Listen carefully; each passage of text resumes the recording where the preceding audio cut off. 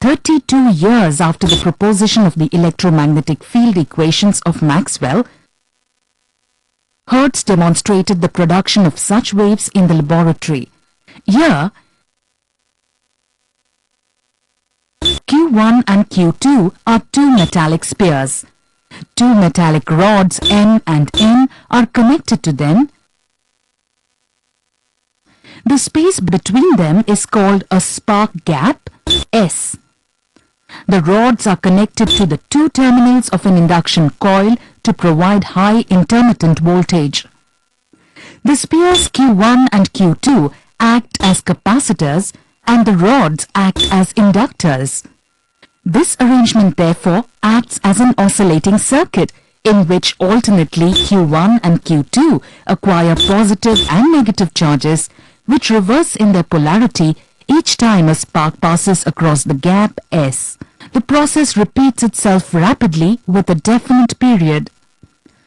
The electromagnetic waves generated in the process are detected by another spark gap arrangement R placed at some distance from S.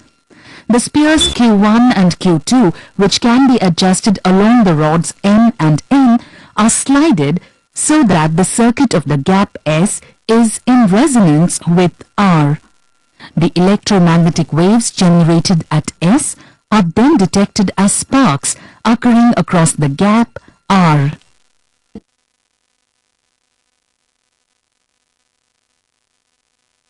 Suppose at any particular instant the spheres are charged. Under this situation, the components of the electric field at a point C due to the charges on Q1 and Q2 would be as shown by the vectors vector A and vector B respectively. The resultant of vector A and vector B will be the net field vector E at point C. Note that this resulting field is parallel to Mn. Similarly, the electric field at D will also be parallel Mn but of a lesser magnitude. Thus, when the spheres have steady charges, there will be gradually diminishing electric field parallel to Mn as one moves away from Mn along CD. When a spark passes across S, a stream of electrons pass across the spark gap from the negatively charged sphere to the positively charged sphere, reversing their polarities.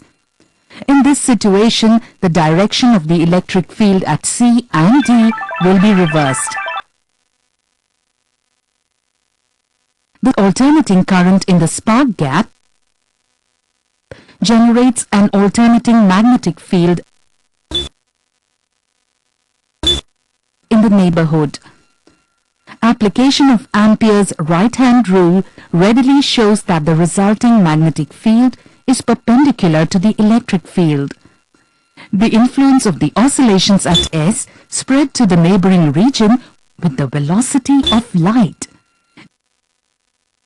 At regions close to the oscillator S, the vectors vector E and vector B have a phase difference of pi by 2 and their amplitudes decrease as 1 upon r cube, r being the distance from the source.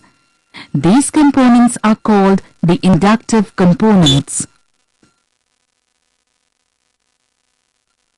At points far away from S,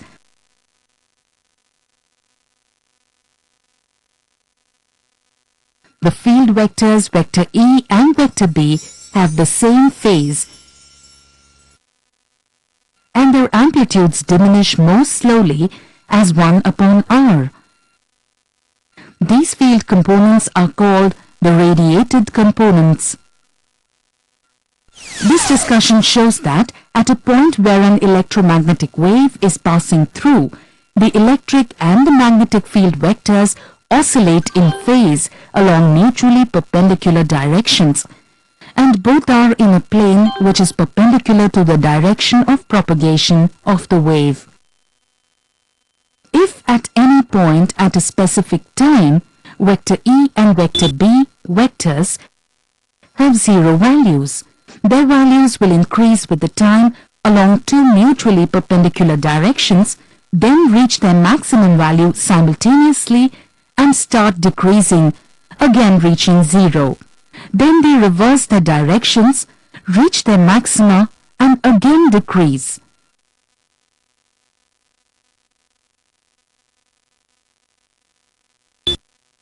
The kinetic energy of the charge oscillating between the two spheres is radiated away in the form of energy of electromagnetic radiation, which propagates in space.